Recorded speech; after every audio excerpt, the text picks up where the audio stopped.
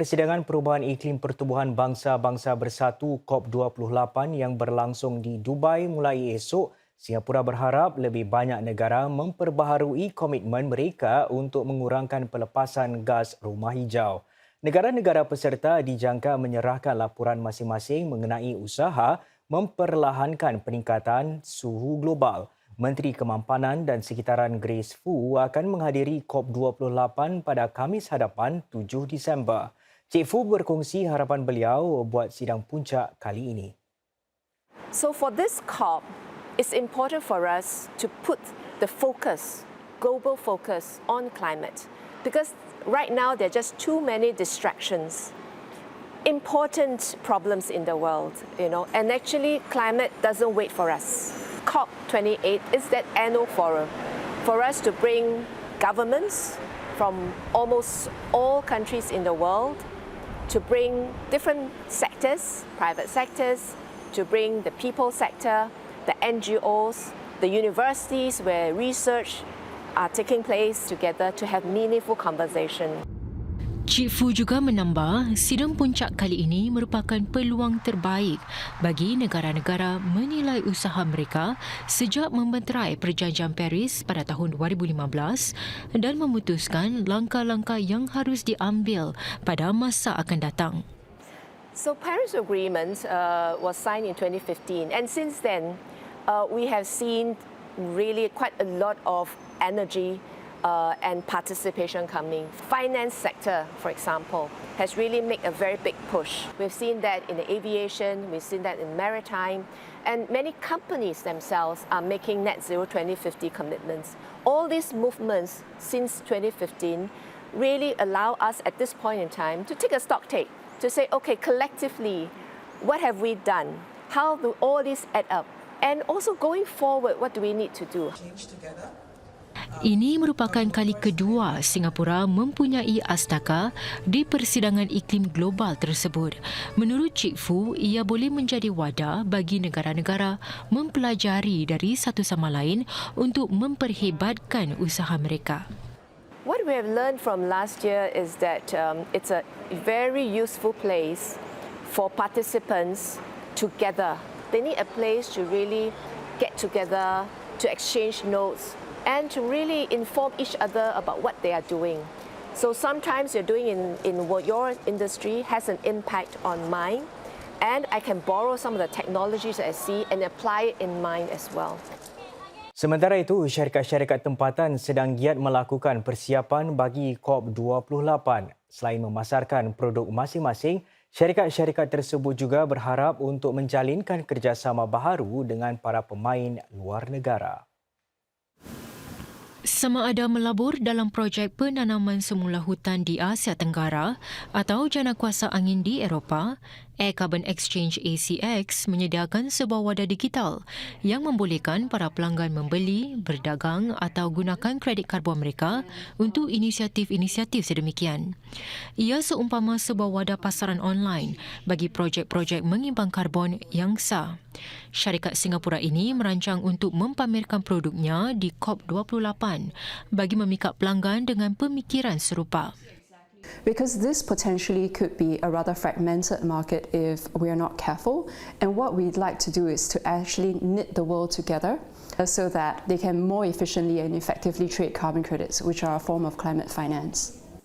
Silver Strand Capital juga berharap untuk melibatkan lebih ramai pelabur dalam projek-projek biodiversiti, khususnya dalam bidang seperti pemeliharaan hidupan liar dan aquakultur mampan. Di COP28 nanti, syarikat ini akan menganjurkan sebuah pertandingan untuk mendapatkan pembiayaan bagi para pemenangnya dan juga menghubungkan para peserta dengan rakan-rakan kongsi. Entrepreneurs need more than just capital to survive and to thrive. They could also do with some guidance and some support. What we want to achieve there really is to showcase solutions to the biodiversity crisis and the climate crisis. Kedua-dua syarikat merancang untuk memanfaatkan ruang-ruang kerjasama seperti Astaka Singapura di COP28 bagi menganjurkan perbincangan, ceramah dan sebagainya. Astaka Singapura ini bertujuan menyatukan perniagaan-perniagaan untuk mempamerkan pelbagai huraian bagi menyokong tindakan iklim. Ia sebahagian daripada rancangan untuk memperluaskan huraian tempatan ke peringkat antarabangsa. Ini sebaliknya dapat membantu negara-negara lain mengurangkan pelepasan gas karbon dan membuat penyesuaian kepada kesan perubahan iklim. Rakyat Singapura boleh menerima sehingga 80% dalam bentuk subsidi untuk implan perubatan mulai Disember di bawah perubahan kepada rangka kerja Kementerian Kesihatan. Juga tidak akan ada had untuk bantuan kewangan.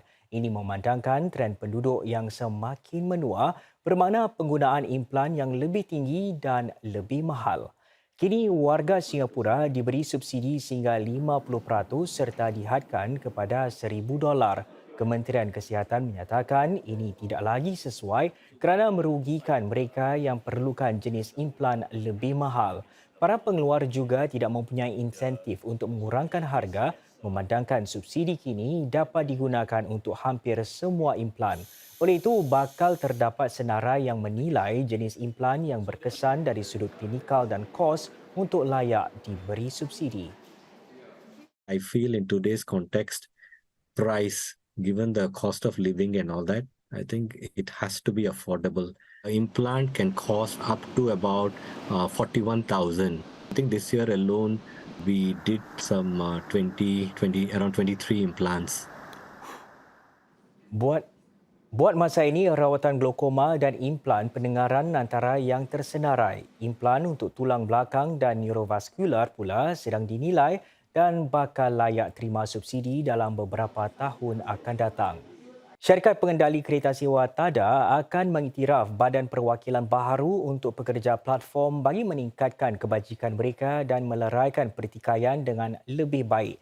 Ini di bawah satu perjanjian yang dimeterai bersama pertubuhan berkait rapat dengan Kesatuan Sekerja yang mewakili pemandu sewa privat dan pekerja penghantaran. This isn't just a ceremonial agreement, it's a joint pledge to construct a framework ensuring fair presentation, protection, and opportunities for our platform workers. It's about fostering an environment where their concerns are heard, their rights are respected, and their aspirations are fostered.